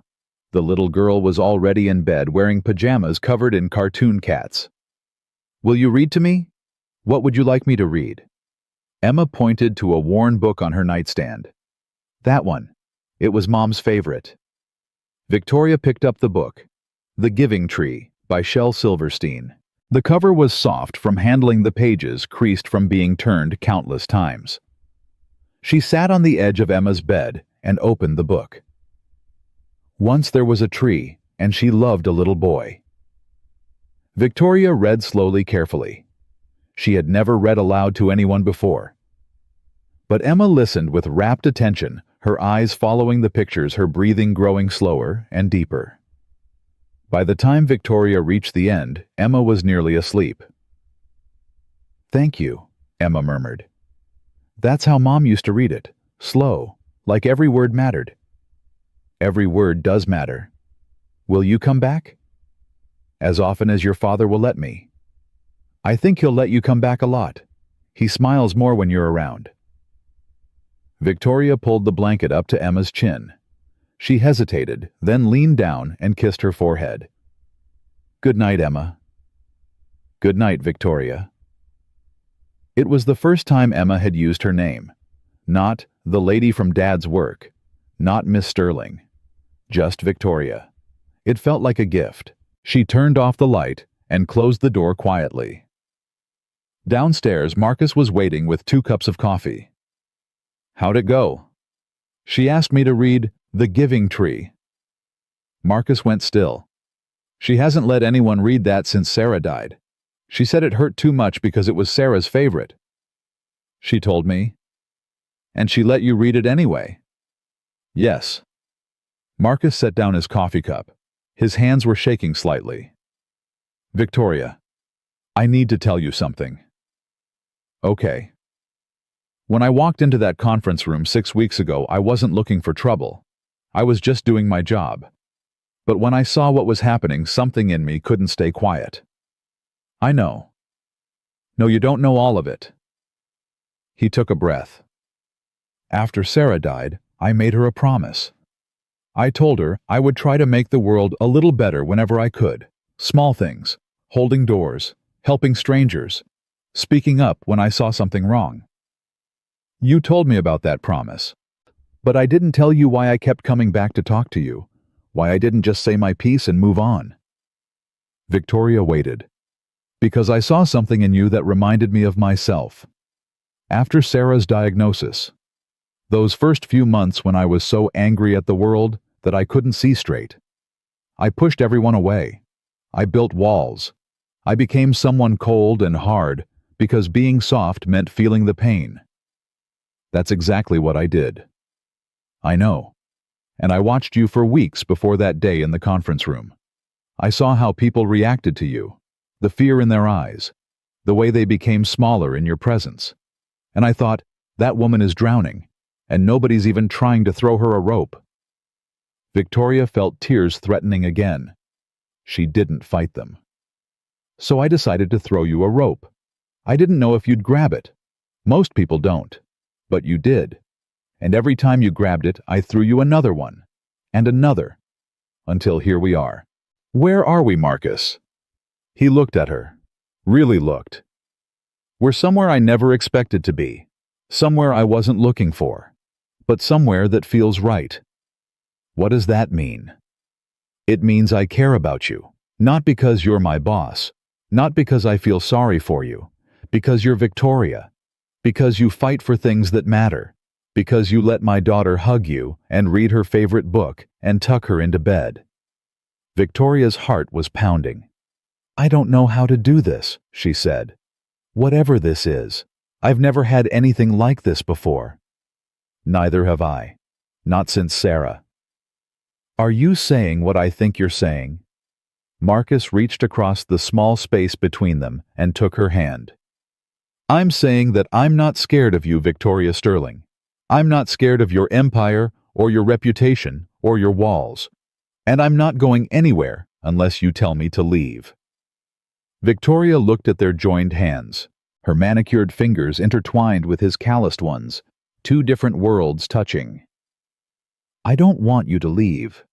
Good. I don't know how to be what Emma needs, what you need. Nobody knows how to be those things. We figure it out as we go. What if I mess up? You will. I will too, and then we'll try again. Together. Victoria felt something unlock inside her. A door she had sealed 12 years ago when she decided that trust was weakness and love was a trap. It swung open now, and what poured through was terrifying and wonderful and more real than anything she had felt in years. Together, she repeated. Marcus smiled. That real smile. The one he saved for the people who mattered most. Together.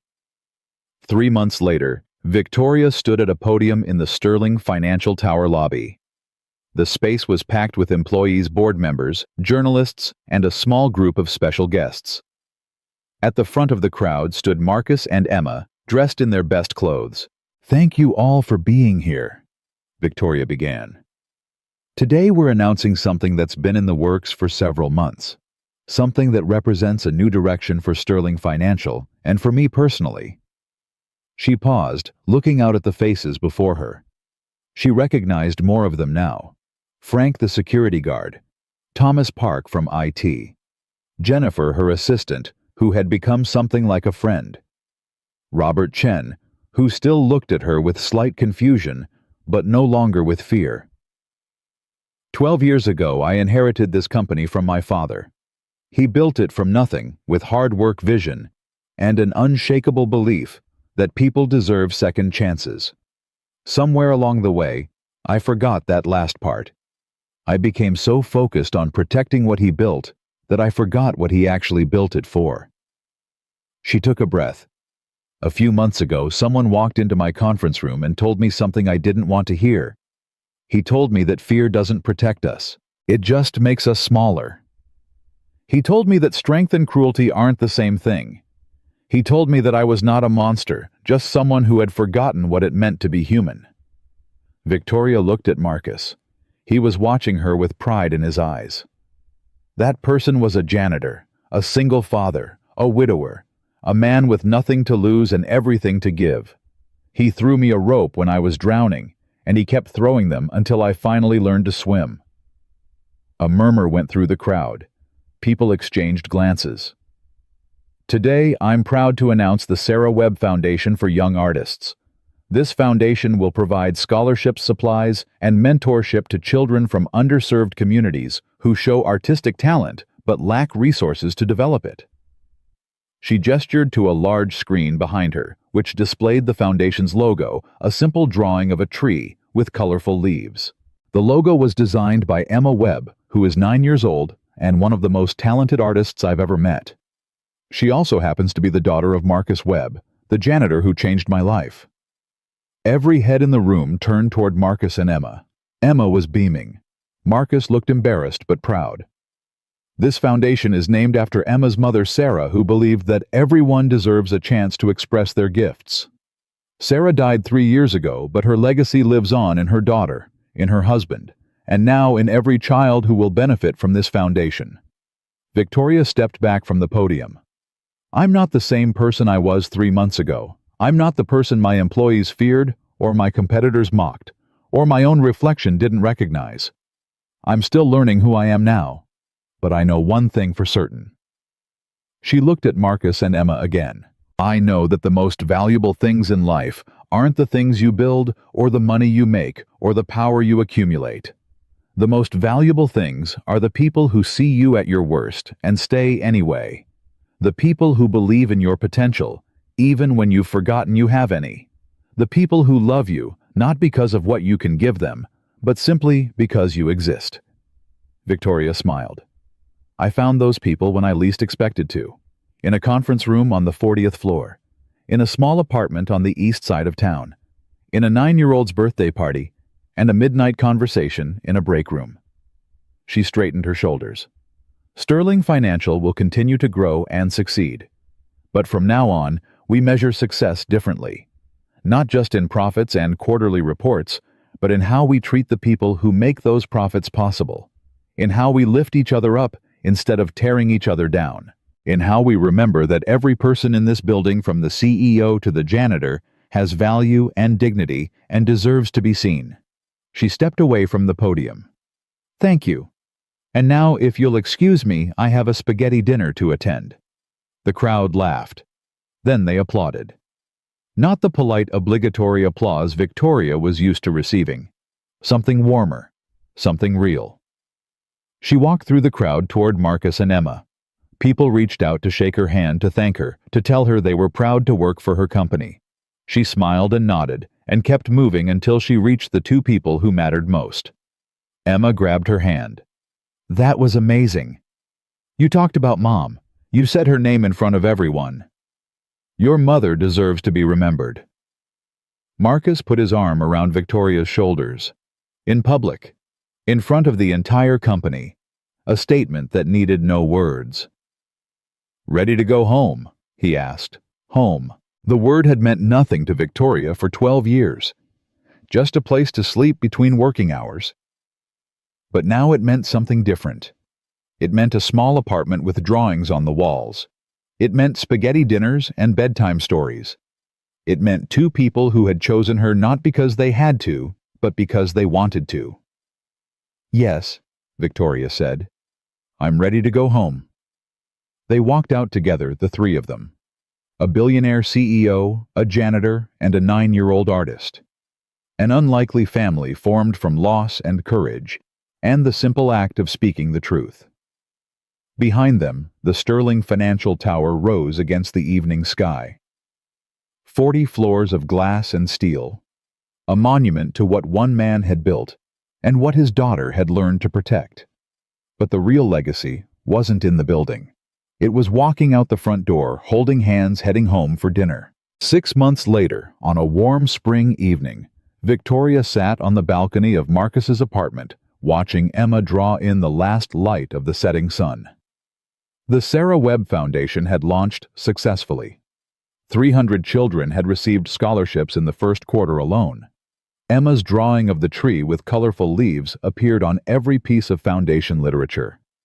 Victoria had moved into the apartment 2 months ago. It was small compared to her penthouse, but she had never felt more at home. She still owned Sterling Financial, still made decisions that affected thousands of lives, but she left the office at 6 now, sometimes 5, and she never missed dinner. Marcus came out onto the balcony with 2 cups of coffee. He sat down beside her and handed her one. Penny for your thoughts.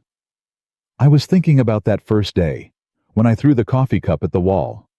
That was quite an entrance. I was so angry, so scared, so sure that fear was the only thing that could protect me. And now, Victoria looked at Emma, her tongue sticking out slightly as she concentrated on her drawing. She looked at Marcus, the man who had seen through her armor and refused to look away. Now I know that fear never protected me from anything. It just kept me alone. Marcus took her hand. You're not alone anymore. No, I'm not. Emma looked up from her drawing. "What are you guys talking about?" "How much we love you," Victoria said. Emma rolled her eyes in the exaggerated way that only 9-year-olds could manage. "You guys are so mushy." "Get used to it," Marcus said. "We're planning to be mushy for a very long time." Emma pretended to gag, but she was smiling. She went back to her drawing. Victoria leaned her head on Marcus's shoulder. The sun continued its descent, painting the sky in shades of orange and pink. Somewhere in the city, the Sterling Financial Tower caught the light and glowed like a beacon. But the real light was here, on this small balcony, in this modest apartment, with these two people who had taught her what it meant to be human. Marcus. Thank you. For what? For not being afraid of me. For seeing something worth saving when everyone else just saw a monster. Marcus kissed the top of her head. "You were never a monster, Victoria. You were just someone who forgot that being strong and being cruel aren't the same thing. Someone who built walls so high she forgot what sunlight felt like. And now? Now you're standing in the sun, and you're not alone anymore." Victoria smiled. The real smile. The one she had forgotten she had until Marcus helped her find it again. "I'm not alone anymore," she repeated. And she never would be again. Emma finished her drawing and held it up. It showed 3 figures standing together on a balcony, watching the sunset. A man, a woman, and a little girl. A family. "What do you think?" Emma asked. Victoria looked at the drawing, at the 3 figures holding hands, at the sun setting behind them, painting everything in gold. "I think it's perfect," she said. "Absolutely perfect." Emma beamed and added one final detail, a small tree in the corner of the drawing. A giving tree. A reminder of love that never stops giving even when it has nothing left. A reminder that the best things in life are not the things we build or own or control. They are the people we love, and the courage it takes to let them in. Victoria Sterling had spent 12 years building an empire on fear. It took one janitor, one little girl, and the memory of a woman she never met to teach her that the only thing worth building is love. And love, unlike empires, never falls. It only grows.